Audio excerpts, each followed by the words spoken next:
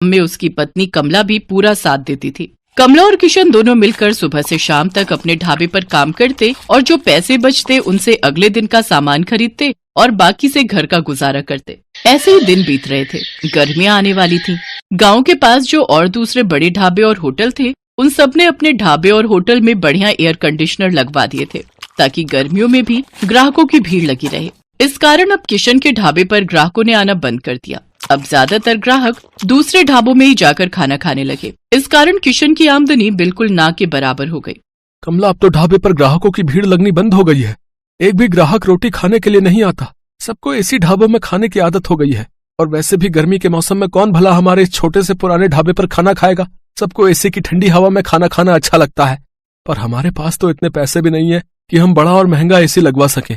कैसे गुजारा चलेगा कमला, कुछ समझ नहीं आ रहा है।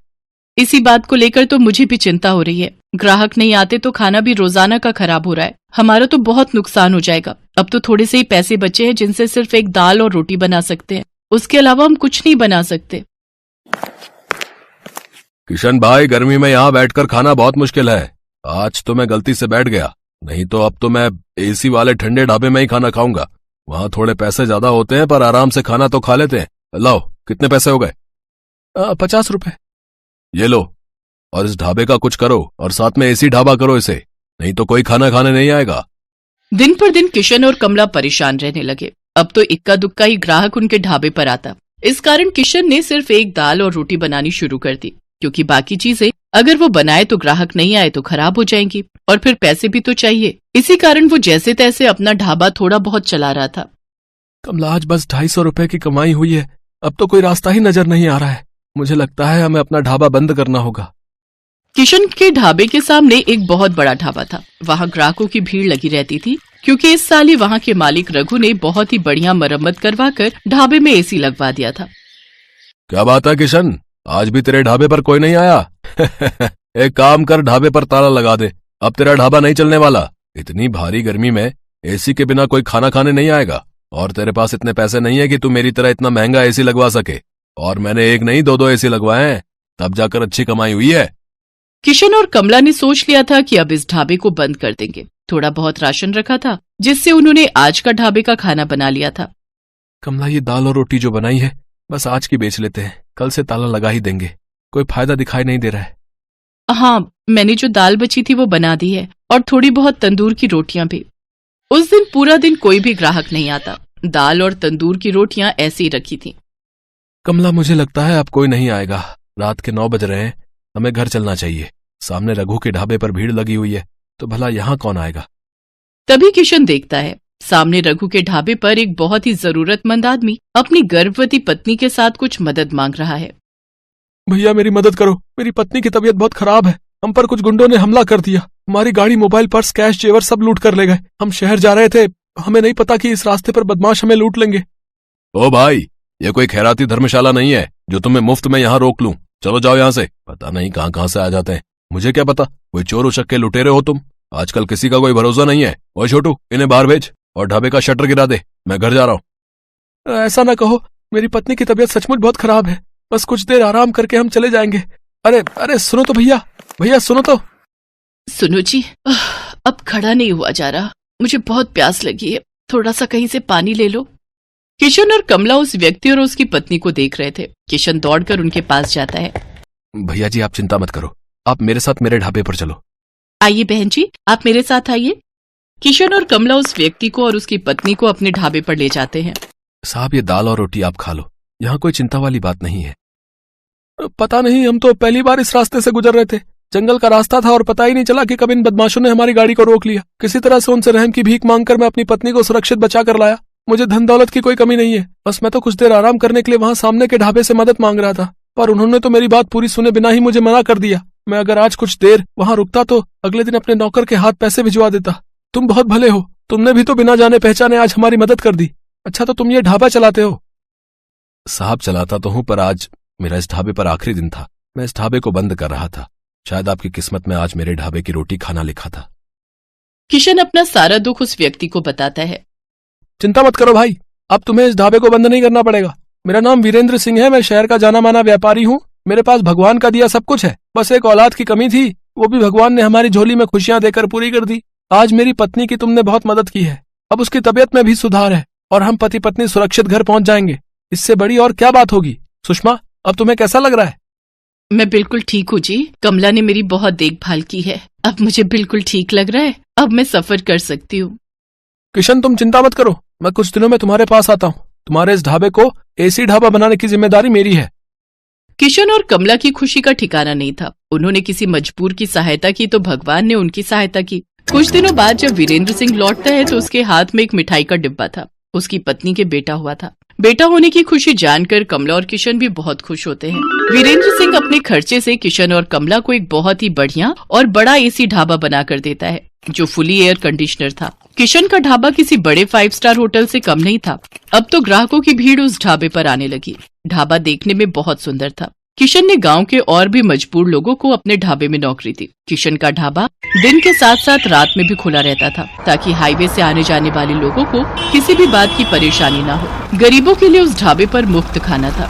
वीरेंद्र सिंह अपनी पत्नी के साथ अक्सर किशन के ढाबे पर आ जाता था। आज किशन के कारण ही वीरेंद्र सिंह का परिवार सकुशल था और वीरेंद्र सिंह ने भी किशन के लिए जो किया वो किसी बड़े उपकार से कम नहीं था। तभी तो कहते हैं कि भगवान अच्छों के साथ हमेशा अच्छा ही करते हैं, इसलिए हमें सदैव मजबूर लोगों की सहायता करनी चाहिए।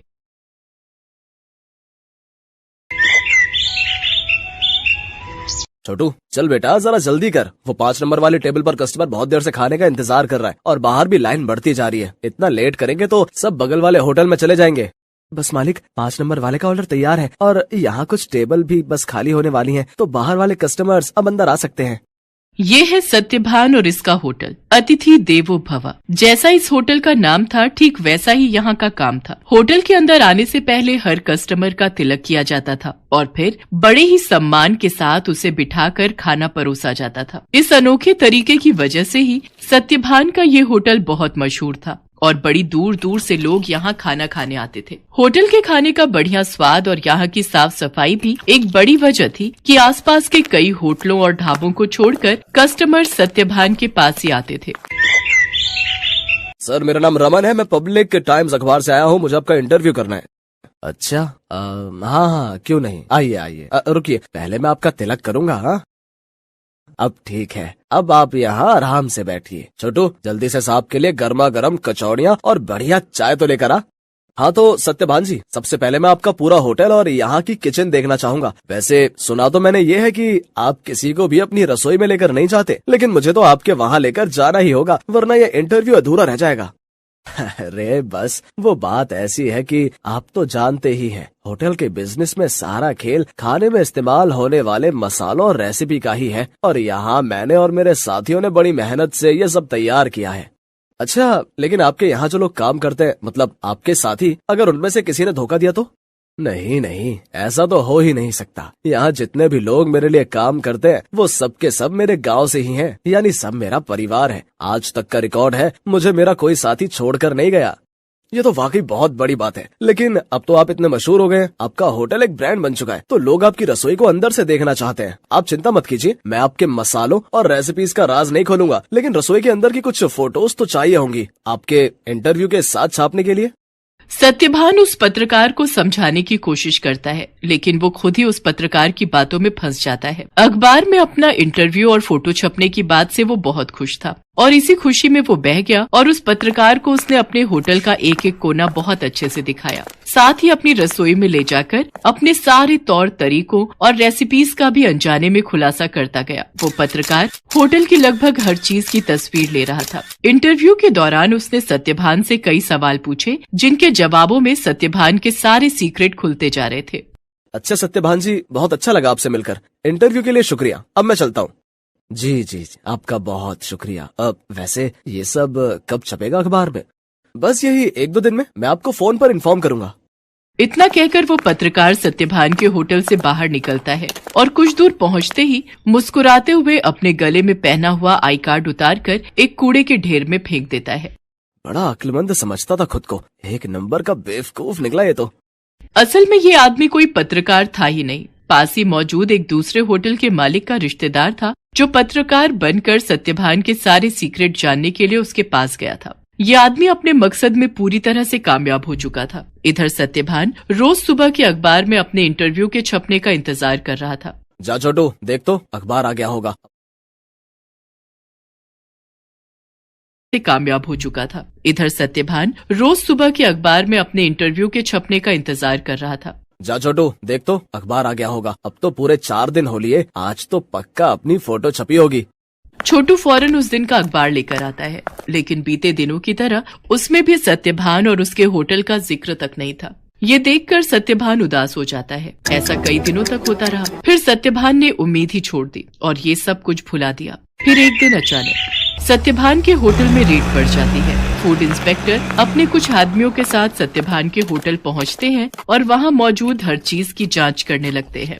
देखिए, हमें आपके होटल के खिलाफ शिकायत मिली है कि आप खाने में नकली सामान का इस्तेमाल करते हैं।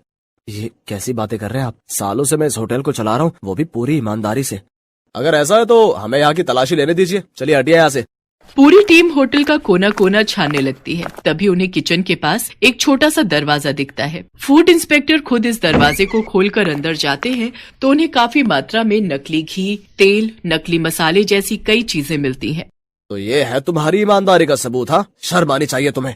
सत्यभान को कुछ समझ ही नहीं आ रहा था कि आखिर उसके साथ हुआ क्या। खाद्य विभाग की टीम सत्यभान के होटल को सील कर देती है। साथ ही सत्यभान को जेल भेज दिया जाता है। एक ही पल में सत्यभान का सब कुछ बर्बाद हो गया था। उसका परिवार सड़क पर आ गया था। सत्यभान खुद को बेगुनाह साबित नहीं कर सका और उसका सब कुछ जुर्माने की रकम अदा करने में चला जाता है। उसके गांव के लोग जो उसके लिए काम किया करते थे वो भी उसका साथ छोड़कर गांव वापस चले जाते हैं, सिवाय छोटू के। चलो, तुम्हारी जमानत हो गई है। जमानत की बात सुनकर सत्यभान चौंक जाता है। वो बाहर आकर देखता है तो एक वकील के साथ खड़ा छोटू उसका इंतजार कर रहा था। छोटू, तूने ये सब कैसे किया बेटा? तेरे पास इतने पैसे कहाँ से आए?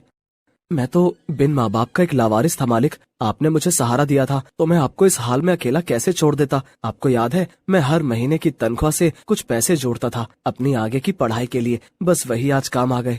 छोटू की बात सुनकर सत्यभान की आंखों में आंसू आ जाते हैं और वो छोटू को गले लगा लेता है। लेकिन अभी भी सब कुछ ठीक नहीं हुआ था। शहर भर में सत्यभान का नाम खराब हो चुका था। इसलिए सत्यभान अपने परिवार और छोटू के साथ शहर छोड़कर अपने गांव चला जाता है। वहां बांस के बड़े बड़े जंगल थे जिनके बीचों बीच एक छोटी सी झोपड़ी बनाकर सत्यभान और उसका परिवार रहने लगता है। सत्यभान के पास गुजर बसर के लायक भी पैसे नहीं थे, इसलिए उसे कुछ तो करना ही था। तभी एक दिन उसने गांव के एक बच्चे को एक आधे कटे बांस में कुछ खाते हुए देखा। सत्यभान उस बच्चे के पास गया और उससे बोला, बेटा, ये क्या खा रहे हो?